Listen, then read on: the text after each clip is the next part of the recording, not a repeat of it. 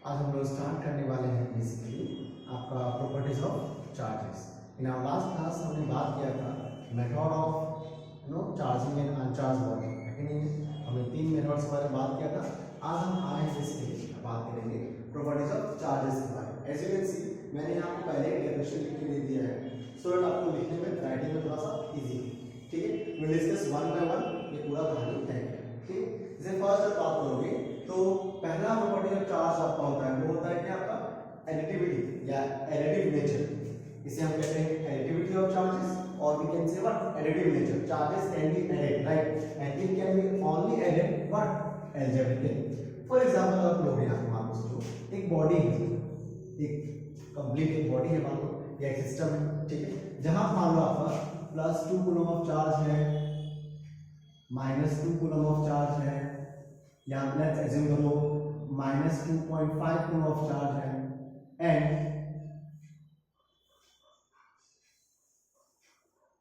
एक और बॉडी है मतलब से आपका 1 coulomb of charge +1 coulomb of charge. तो ये पूरा बॉडी में आपका 3 चार्ज देख पाए सिस्टम नॉट बॉडी, तो ये आप बॉडी बोलो जो बोलो सिस्टम या बॉडी में आपका 3 तरह का चार्ज आपको दिखाई दे रहा है, राइट। अब इसने पूछा what is the net charge of this entire system of और एंटायर बॉडी, तो कैसे निकालेंगे? तो बहुत सिंपल, आपका आंसर इसका होना चाहिए भाई, इस सबको ऐड कर देंगे, +2 -2.5 +1। अब तो ये सिंपली आपका ऐड हुआ, और इस तरह का एडिशन को क्या कहते हैं एल्जेब्रिक एडिशन। और आपको याद होगा, आपको पता होगा तो कि तो वे चार्ज क्या है स्केलर क्वांटिटी है, और स्केलर क्वांटिटी हमेशा आपका एल्जेब्रिकली ही एडिशन मतलब एल्जेब्रिकली ही आपका ऐड होता है। तो उसी हिसाब से जो जिसका नेचर है, जैसा आप प्लस में लिखा, माइनस में माइनस लिखा, प्लस में प्लस लिखा, तो इस तरह का एडिशन को हम कहते हैं व्हाट एल्जेब्रिक एडिशन, ठीक है। तो कहीं भी चार्ज आपका आता है उसको हम क्या करें, हमेशा हम क्या उसको ऐड कैसे करेंगे, हमेशा एल्जेब्रिकली करेंगे, ठीक है। तो इसका आंसर देखो इसलिए आपका अराउंड +1.5 कूलम ऑफ चार्ज होगा, करेक्ट। सिमिलरली अगर हमको इसने बोला मान लो +2 कूलम ऑफ चार्ज है एंड -2 कूलम ऑफ चार्ज है, तो इसका आंसर कितना हो जाएगा, net charge of this system will be how much 0, ठीक है। Total charge of the system कितना हो जाएगा 0 हो जाएगा। मान लो एक बॉडी के अंदर एक चार्ज क्या है +2, दूसरा क्या है -2, net charge become how much 0, ठीक है। ये आपका क्या हो गया बेसिकली एडिटिव नेचर के बारे में बात हो गया, ठीक है। ये हमारा पहला चीज खत्म हो गया, ऑलराइट। सेकंड अगर हम बात करें यहां पे दूसरा जो है that is very very very important topic of your syllabus. आपका सिलेबस में सबसे इंपॉर्टेंट टॉपिक में आता है क्या, क्वांटाइजेशन ऑफ चार्ज। इसके बारे में थोड़ा बहुत हमने पहले ही बात कर रखा है, बट थोड़ा और अच्छे डिटेल बात करेंगे आज, ठीक है। ये क्या कहता है लोगे, तो the charge present on a body is integral multiple of what basic unit of charge. ये कहता है कि जो बॉडी की टोटल चार्ज जितना भी रहता है, राइट, वो हमेशा मल्टीपल या बोलोगे इंटीग्रल मल्टीपल ऑफ क्या होगा इसके इलेक्ट्रॉन होगा। मतलब basic unit of charge nothing but what electron. हमने पहले बात कर रखा है, जब वहां चार्ज ट्रांसफर हुआ था तो हमेशा इलेक्ट्रॉन ही ट्रांसफर हो रहा था, है कि नहीं। तो किसी बॉडी के सबसे छोटा अमाउंट में जो चार्ज प्रेजेंट रहता है, हमने क्या पढ़ा था, वो क्या होगा इसके लिए इलेक्ट्रॉन्स है, ठीक है। तो इसीलिए बोला है किसी बॉडी पे अगर चार्ज है या एग्जिस्ट करता है या करेगा कि नहीं करेगा, राइट, तो वो जानने के लिए आपको वो इलेक्ट्रॉन का ही चार्ज चेक करना होता है। फॉर एग्जांपल मान लेते हैं हम, मान लो कि एक बॉडी में लेट्स एज्यूम करते हैं, मान लो कि 5 × 10⁻−18 कूलम ऑफ चार्ज है, राइट, ठीक है ना। बॉडी किसी ने बोला बॉडी हैज ए चार्ज या हैज ए इतना कूलम ऑफ चार्ज, किसी ने आपसे पूछा, और यहां पूछा is it possible or not, क्या ये पॉसिबल है कि किसी बॉडी के ऊपर इतना चार्ज होगा, राइट। तो ये जानने को करना क्या पड़ेगा आपको, तो आपको पता करना पड़ेगा क्या ये जो नंबर है जो आपको चार्ज दिया हुआ है, क्या ये मल्टीपल ऑफ इलेक्ट्रॉन है कि नहीं, या multiple of charge of electron है कि नहीं, ठीक है। तो ये जानने के लिए बहुत सिंपल तरीके से आपका है मल्टीपल मतलब क्या कि यहाँ पे क्या ये मतलब चार्ज एग्जिस्ट करता है या करेगा, तो वो 1 इलेक्ट्रॉन, 2 इलेक्ट्रॉन, 5 इलेक्ट्रॉन, 10 इलेक्ट्रॉन इसी फॉर्म में होना पड़ेगा, या तो 1 इलेक्ट्रॉन होगा वहां पे, या 10 इलेक्ट्रॉन होगा, या 50 इलेक्ट्रॉन होगा। बट हम कहीं ये नहीं कह सकते कि मान लो किसी बॉडी के ऊपर 5.5 इलेक्ट्रॉन प्रेजेंट है, पॉसिबल नहीं है कि जब इलेक्ट्रॉन ट्रांसफर होगा तो पूरा फुल ट्रांसफर होगा ना, ऐसा नहीं है कि 0.2 इलेक्ट्रॉन ट्रांसफर हो जाए। ऐसा जैसे मान लो लेट्स एज्यूम करो मैं अगर एक इलेक्ट्रॉन हूं तो मैं कहीं भी अगर ट्रांसफर हो कहीं भी जाऊंगा तो पूरा बॉडी, ये हाथ, 2 हाथ हो गया, ये पैर हो गया, ये सिर हो गया, सब लेके जाऊंगा, है कि नहीं है? ऐसा नहीं है कि मैं बॉडी यहां छोड़ दूं और मेरा हाथ कहीं और चला जाए, दैट इज नॉट पॉसिबल, है कि नहीं है? इसलिए पॉइंट या फ्रैक्शन में ये पॉसिबल नहीं है। इसलिए कहा मान लो कि नहीं 2/5 इलेक्ट्रॉन ट्रांसफर होगा, या किसी भी चार्ज पे इतना किसी बॉडी पे इतना चार्ज प्रेजेंट होगा, ये पॉसिबल नहीं है। ये हमेशा क्या करना पड़ेगा, इंटीग्रल मल्टीपल, मतलब जो आपका नंबर ऑफ चार्जेस है 1 2 5 6 7 व्हाटएवर यू कैन से वो होना चाहिए, ठीक है? और जो इसी चीज को बेसिकली यहां पे मैथमेटिकली लिखा गया है what q is equal to what n, ये मैथमेटिकल रिप्रेजेंटेशन है इस पूरा डेफिनेशन का। अब इससे ही इसका आंसर मिल सकता है, ठीक है? अब अगर चेक करो इसको और फार्मूला वाइज चेक करें तो q क्या है, total charge of the body, e क्या है, charge of electron, and n क्या आपका है, any पॉजिटिव इंटीजर, और यू कैन से m को आप एक और इजी वे में लिख दो number of electrons, number of electrons present on a body. आप ये भी कह सकते हो, कोई इशू नहीं, just to understand, just to make yourself understand this, ठीक है? आप चाहे तो इसको ये भी बोल सकते हो, ठीक है? सो दैट आपको थोड़ा समझने में जानने में आसानी है। अब आते हैं अगेन इस क्वेश्चन पे, तो हमने एक सिंपल क्वेश्चन लिखा है, इसका चाहिए आंसर, करेक्ट? ये पॉसिबल है या नहीं? तो बहुत सिंपल कहानी आपका है, हमारे पास q का वैल्यू कितना दिया हुआ है 5 × 10⁻80 coulomb, e we already know how much 1.6 10⁻90 coulomb, ये आपने पढ़ा होगा, सुना होगा, है ना? पहले ही बात किया, दिस इज व्हाट e क्या है, चार्ज ऑफ इलेक्ट्रॉन। तो हमें नंबर ऑफ इलेक्ट्रॉन निकालना है, अगर वो रियल नंबर हुआ लाइक मतलब अगर सिंपल इंटीजर हुआ लाइक 1 2 3 4 5 6 7 8 9 10 राइट, तो यस पॉसिबल है। और अगर n का वैल्यू मान लो आपका आया 1.5 1.2 या फ्रैक्शन में भी आ गया, दैट इज नॉट पॉसिबल, ठीक है? लेट्स फाइंड आउट वंस, मैं और सब चीज रब कर रहा हूं, ठीक है? देखते हैं क्या हमारा आंसर इसका आता है। सो अगर यहां मैं चेक करूं हमारे पास ये है, तो क्वांटाइजेशन चार्ज क्या कहता है आपका, q is equal to n निकालना है, तो क्या होगा q by e is equal to n, alright? अब इसको सॉल्व करें तो कितना मिल जाएगा 5 × 10⁻80 बाय 1.6 × 10⁻90 कूलम है, मिली कूलम है, कैंसिल आप कैसे हो गया लगेंगे, ये हमारा क्या आएगा, वैल्यू ऑफ n का हम बात कर रहे हैं। अब इसको ऊपर लेके जाओगे ये क्या होगा, ये आपका क्या होगा 50/16 × 10⁻80 plus 90, that will be equal to how much, ये आपका प्लस वाला हो जाएगा। बट अगर ये चेक करोगे, मतलब ये अगर सॉल्व करें यहां पे तो 50/16 × 10 दैट मींस 500/16, अगर ये 500/16 है तो ये कैंसिल होने वाला आपका है क्या, तो आंसर है नो, ये फ्रैक्शन में आ गया, so this is not possible, ये इसका आंसर क्या आपका आएगा, नॉट पॉसिबल। किसी बॉडी पे इतना अमाउंट ऑफ चार्ज एग्जिस्ट नहीं कर सकता है, क्यों? बार बोल रहा हूं n का वैल्यू हमारा क्या है, फ्रैक्शन में आया है, मैंने कहा ना n का वैल्यू फ्रैक्शन में नहीं आ सकता या नहीं आना चाहिए, ठीक है? तो ये आपका सिंपल सा क्या है, क्वांटाइजेशन ऑफ चार्ज का कहानी है, राइट? एक और अगर करके दिखाऊं मैं आपको सिंपल सा कहानी। सो देखो लेट्स अज्यूम करते हैं कि मान लो यहां पे किसी ने बोला a body has a charge of मान लो 4.8 × 10⁻90 कूलम, लेट्स से, तो क्या है पॉसिबल है कि नहीं?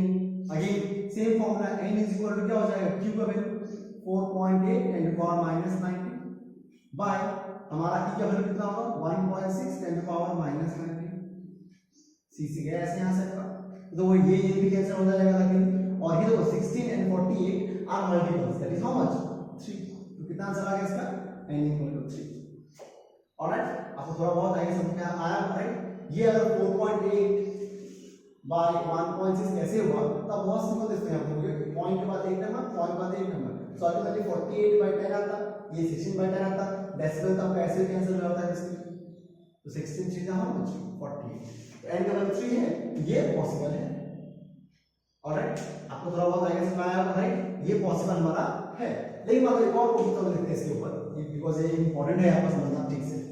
अब लेट्स से यहां पे चार्ज का वैल्यू किसने दिया, मान लो लेट्स एज्यूम करते हैं हमारा चार्ज का जो वैल्यू है, let's say q equal to आपको देखे रखा हुआ है, मान लो लेट्स एज्यूम एट कितना कुछ लेते हैं, लेट्स से मान लो 4.5 into 10 to power plus 25 coulomb, ये हमें दिया हुआ है, ठीक है।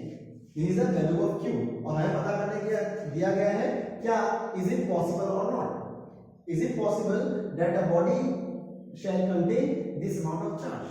ऑलराइट, तो अगर फिर से वही कहानी करना पड़ेगा, n ही निकालना पड़ेगा, n के बिना आप बता नहीं पाओगे ये पॉसिबल है कि नहीं। ऑलराइट, चलो निकालते हैं q by e का फॉर्मूला आया ना, n इज इक्वल टू क्या फॉर्मूला आया था, q by e, तो q कितना आपका है 4.5 10 टू पावर 25, ये प्लस 90 अगेन, और e का वैल्यू कितना आपका है, तो फिक्स है पहले से माइनस 90, c c लिखिए तो कैंसिल हो गया चीज, राइट।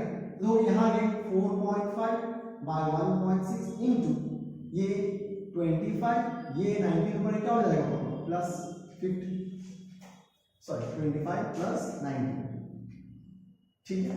अब इसको और सॉल्व कर दोगे, ये क्या, इसका सॉल्व क्या होगा, पॉइंट के बाद एक, पॉइंट के बाद एक, डेसिमल दोनों गायब हो गया, इसके साथ क्या बचा 45 बाय 60 इनटू ये कितना हो जाएगा इसके 40 और ये 44 हो गया। अब आप चेक कर रहे होगे यहाँ फ्रैक्शन भी है और यहाँ नंबर भी है, राइट, इसको डिवाइड कर लो, लॉजिकली n का वैल्यू जो है फ्रैक्शन आना चाहिए, ऑलराइट, बट यहाँ जो पावर है ये प्लस है माइनस है, चेक कर लो कैसे, अगर पावर होता माइनस है तो आंसर हम क्या करते हैं इसका, no, it is not possible. ये डेसिमल में आता है आंसर, ऑब्वियसली 45 बाय 60 आंसर कितना आएगा, डेसिमल में आएगा, ये पॉसिबल नहीं होगा, बट एज बिकॉज यहाँ पावर जो प्लस अगर है ये पॉसिबल है, तो कैसे, अगर मैं इसको डिवाइड करूँ मामले से तो अराउंड 2 पॉइंट समथिंग इसका आपका आंसर आएगा, ठीक है, आपका अराउंड 2.8 और 9 के आसपास अप्रॉक्स होगा, 2.8 आपका इसका आंसर आएगा, ठीक है, अप्रॉक्सीमेटली सॉल्व किया सर 2.8 लेट्स मान लेते हैं, ठीक है। अब ये 2.8 अगर हो गया सोचो, ठीक है, अगर ये 2.8 होता है, राइट, तो इसका आंसर क्या आपका होगा, सवाल ये होता है 2.8, आप बोल सकते हैं तो n का वैल्यू आपका आ रहा है पॉइंट, और आपने कहा था कि ये पॉइंट आया तो नॉट पॉसिबल, करेक्ट है कि नहीं, बट आप बोल रहे हो यहाँ पावर प्लस में है, प्लस बहुत इंपॉर्टेंट है कि थोड़ा बात से लगाओगे तो यहाँ इसको सॉल्व करें, 2.8 मतलब क्या होता है 28 बाय 10 टू पावर 44 टाइम्स, अब 10 ऊपर गया तो ये अल्टीमेटली क्या हो जाएगा 28 into 44 minus 1, that is 28 into 10 to power 43, that means what, अगर ये 43 आपको यहाँ दिख रहा है, so 28 का कितना आपका जीरो लगेगा 43, राइट, और 43 तो क्या होगा 28 into 43, बहुत ज्यादा आपको मतलब इस राइट, तो this is the simple basic idea, ये पॉसिबल है, इस केस में ये पॉसिबल आपका हो जाएगा, पावर अगर प्लस में है तो डेफिनेटली पॉसिबल होगा, पावर अगर माइनस होता तो यहाँ का फ्रैक्शन है पॉइंट तो पॉसिबल वो नहीं होगा, ठीक है। I hope I you got the point of what quantization of charge, ठीक है। और इसका एक और इंपॉर्टेंट चीज है, इस क्वांटाइजेशन ऑफ चार्ज को, राइट, ये जो आपका प्रॉपर्टी ऑफ चार्ज है, राइट, इसको डिस्कवर किसने किया था, तो एज पर एनसीईआरटी इसको डिस्कवर किया गया था by the experiment called Millikan's oil drop experiment, Millikan's oil drop experiment के थ्रू हमारा एक क्वांटाइजेशन ऑफ चार्ज डिस्कवर हुआ था, और इसका answer who discover quantization of charge, what you right है ओनली मिलिगन, सिर्फ मिलिगन लिखना, ध्यान रखना इस स्पेलिंग मिस्टेक नहीं होगा, ठीक है। पर ये पार्ट क्लियर हो गया होगा। देन अगर नेक्स्ट बात करें यहां पर इसकी, that is third one, conservation of charge. ये बहुत सिंपल है, यहां क्या बोला देखो, in an isolated system charge is always conserve, that is what, सोचो अगेन एक सिस्टम है आपका, इस सिस्टम में मान लो +2 कूलम ऑफ चार्ज है, -3 कूलम ऑफ चार्ज है, +4 कूलम ऑफ चार्ज है एंड -1 कूलम ऑफ चार्ज है, ये एक सिस्टम है under isolation, right. Again this is under isolation, right, तो कहानी बताया क्या होगा इसकी, if this is under isolation, then what will get 2 minus 3 4 and what 1. अब मान सोचो कुछ टाइम बाद what has been observed that the value of charge become plus 1 coulomb, this become minus 3 coulomb, this become मान लो आपका plus again 1 coulomb. If you are asked बताओ ये fourth charge होगा इसका वैल्यू कितना होगा, ऑलराइट ये फोर्थ चार्ज वैल्यू कितना कैसे निकालेंगे. तो ये जो पूरा सिस्टम है पूरा कहानी है ये हमें क्या कहता है कि चार्ज इज ऑलवेज कंजर्व, मतलब चार्ज पहले जितना था बाद में उतना ही रहने वाला है, चेंज नहीं हो सकता. मतलब क्या this charge must equal to what this charge.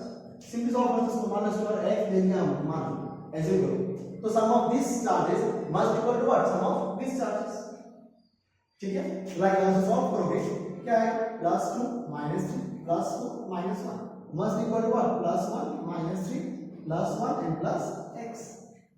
तो यहां से 3 मिल जाएगा -3 से, तो माइनस से कैसे रख दोगे राइट अपने तो रहेगा 2 + 4 6 सॉरी या 2 + 4 6 -1 5 और ये कितना हो गया 1 + 1 2 प्लस x ये यहां आएगा तो 3 = what x.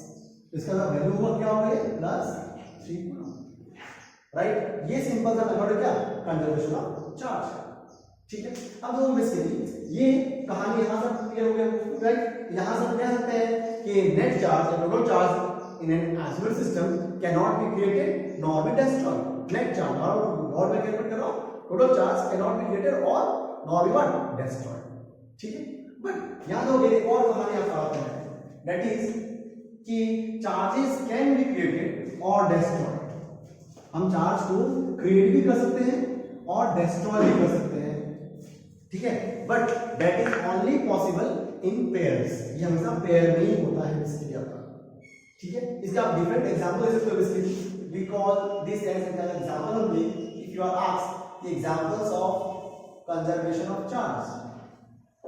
Examples of what conservation of charge मैंने पूछा तो आप बहुत सारे इसमें फर्स्ट इसमें आपको पेयर प्रोडक्शन एक आपका क्या होता है पेयर प्रोडक्शन. अब पेयर प्रोडक्शन दो क्या होता है इसमें ये होता क्या है कि इसमें चार्ज प्रोड्यूस किया जाता है यूजिंग द एनर्जी. ठीक है ना एनर्जी को यूज करके हम लोग बेसिकली यहां पे पेयर को प्रोड्यूस करेंगे. लाइक अब पेयर क्या होता है pair is something like particle and anti particle. Pair of what particle and what anti particle. Now the thing comes ये पार्टिकल क्या है एंटी पार्टिकल क्या है.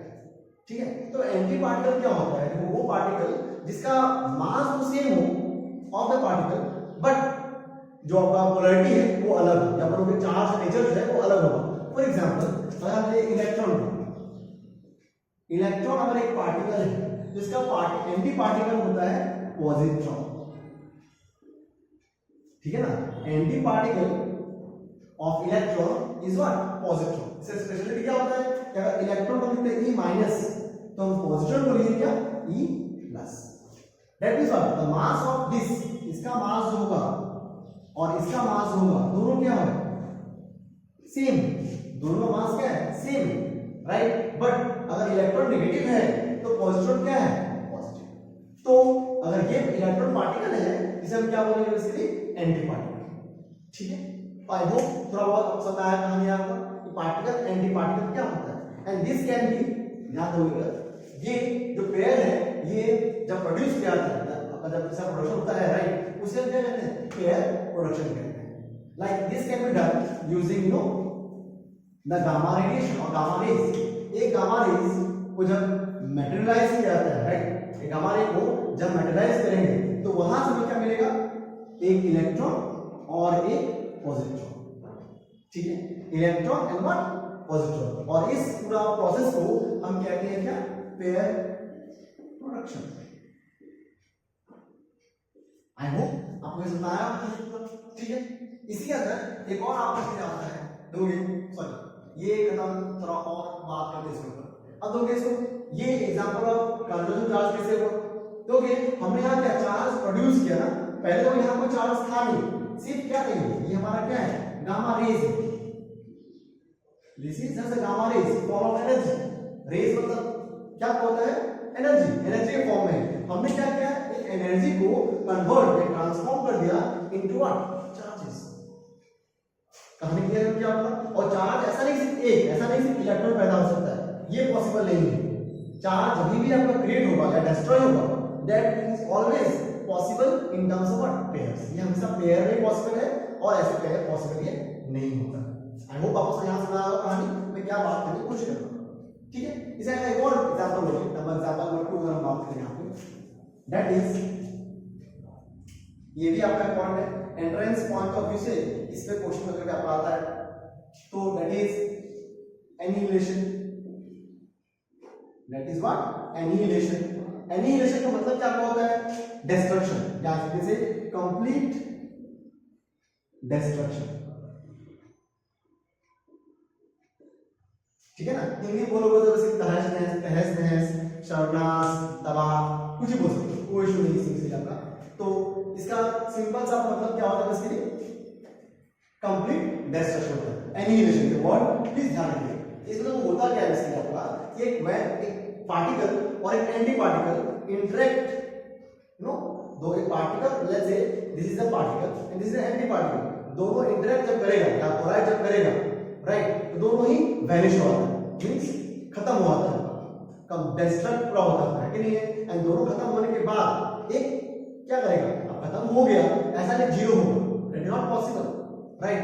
तो एनर्जी जो ये जो होगा, राइट, ये ट्रांसफॉर्म किसमें हो जाएगा, in the form of energy में चला जाएगा। लाइक इसका होता है, इसको रिवर्स करे तो ये क्या कहलाएगा, इसमें आपका एनिहिलेशन कहलाएगा। अगर हम पार्टिकल प्रोडक्शन का उल्टा करें तो हमें क्या से क्या मिल जाएगा, एनिहिलेशन मिलेगा। लाइक एक इलेक्ट्रॉन और एक पॉजिट्रॉन जब कोलाइड करेगा, वापस सोचो, जब कोलाइड किया तो हमें यहां से क्या मिलेगा, गामा रेज मिलेगा, and this is called what, annihilation. ठीक है, ये हमारा क्या है, रेज है। तो ये रेज क्या होता है, फॉर्म ऑफ एनर्जी। ऑलराइट, देखोगे हमने चार्ज को क्रिएट भी किया और डिस्ट्रॉय भी किया, बट चार्ज जो है ये कहीं भी आपका सोल या बोलोगे आपका सोल, बोलोगे आपका मतलब ये अकेला, राइट, अकेला कहीं भी चार्ज को ना क्रिएट कर सकते हैं ना ही डिस्ट्रॉय कर सकते हैं। चार्ज को क्रिएट करना किया भी जाता है इन पेयर्स, और चार्ज को डिस्ट्रॉय भी किया जाता है व्हाट, पेयर्स। एंड व्हिच, इसके कारण क्या होता है, हमारा चार्ज इसलिए हमेशा क्या कहलाता है, आपका कंजर्व कहलाता है। ठीक है, आई होप आपको ध्यान लगाया होगा मैंने क्या बोलने की कोशिश की। इसका अलग में एग्जांपल आपको इसको लो, इन 3 एग्जांपल हो गए। तो रेडियो एक्टिव डीकेज, ये भी इसका एग्जांपल होता है। ये हम थोड़ा पढ़ेंगे, हमारे सिलेबस में है थोड़ा सा ये चेक करने के लिए आपका न्यूक्लियर पढ़ोगे, रेडियो एक्टिव डीकेज क्या होता है, इसका आपका इंट्रोडक्शन वगैरह है तो वहां पढ़ेंगे। तो रेडियो एक्टिव डीकेज होता है, ये भी कंजर्वेशन ऑफ चार्ज का एग्जांपल है। या अगर मैं और एग्जांपल दूं, दैट इज न्यूक्लियर ट्रांसफॉर्मेशन, ये भी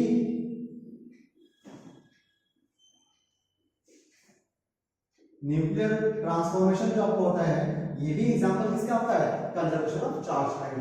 समटाइम एग्जांपल पूछा जाता है, गिव फ्यू एग्जांपल्स और right to examples, right an example of what, conservation of charges. उस टाइम आपको एग्जांपल्स मिल नहीं रहा होगा, तो आई गेस मैं आपको 4 एग्जांपल्स दे दिया, आप एनी 1, 2 या 3 को मेमोराइज करो या समझ लो ठीक से। होपफुली आपने यहां से बातें समझाना पड़ा, मैं क्या आपसे पूछ लिया। ठीक है, तो ये आपका हो गया कंजर्वेशन चार्ज और इसका प्रॉपर्टीज होता है खत्म। ठीक है, इन आवर नेक्स्ट क्लास हम बात करेंगे charge and mass relation, charge and mass का रिलेशन क्या होता है। ठीक है, एंड उसके बाद कूलम्ब्स लॉ। ठीक है, टिल देन आप उसको अच्छे से पढ़ लो, समझ लो ठीक से, नोट्स बना लो, काम आपको आएगा बेसिकली। ठीक है, तो see you in the next class. Thank you.